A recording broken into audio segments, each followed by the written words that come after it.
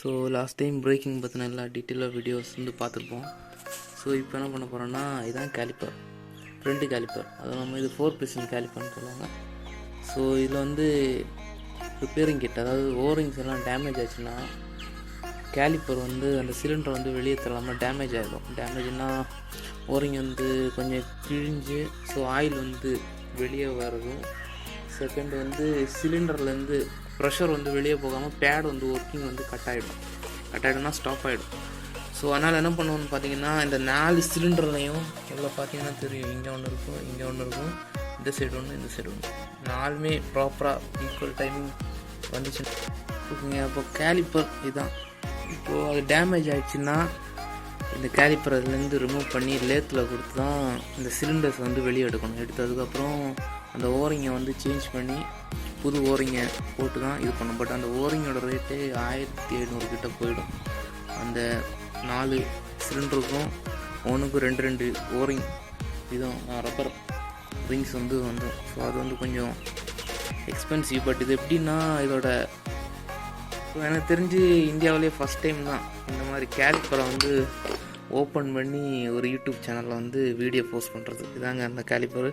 இதை ஓப்பன் பண்ணியாச்சு. உள்ளே வர சிலிண்டரை வந்து லேத்தில் கொடுத்து ரெடி பண்ணிட்டேன்னா ரிமூவ் பண்ணிட்டேன். இனி அது எகெயின் வந்து அதை ரீப்ளேஸ் பண்ணுற மாதிரி அதை க்ளீன் பண்ணி போட்டு ட்ரை பண்ணி பார்க்கணும், அது ஒர்க் ஆகுமா இல்லை புது கேலிப்பர் தான் மாற்றணுமான்னு. ஸோ இதை ஓப்பன் பண்ணி காமிச்சிடுறோம். 8 இவ்வளோ லூஸாலாம் இருக்காது. ஸோ லேத்தில் ரெடி பண்ணனால அவங்க லூஸ் பண்ணி வச்சுருக்காங்க.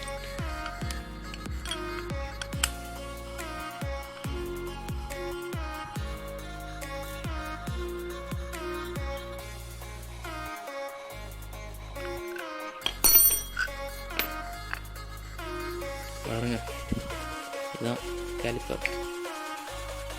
ஸோ இதில் ஒரு பாருங்க, அந்த ஒரு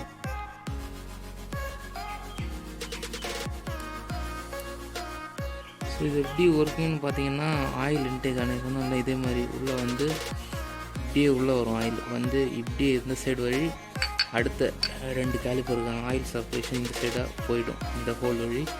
பட் ஈக்குவலாக ஸ்ப்ளிட் ஆகிடும். ஒரு 50 amount ஆஃப் ஆயில் இதுக்குள்ளே வந்து இந்த சிலிண்டர் வந்து வெளியே தள்ளும். ஸோ இங்கே உள்ளே பார்த்தீங்கன்னா ஒரு தான் இருக்குது பாருங்க, இதாக இருக்குது ஒரு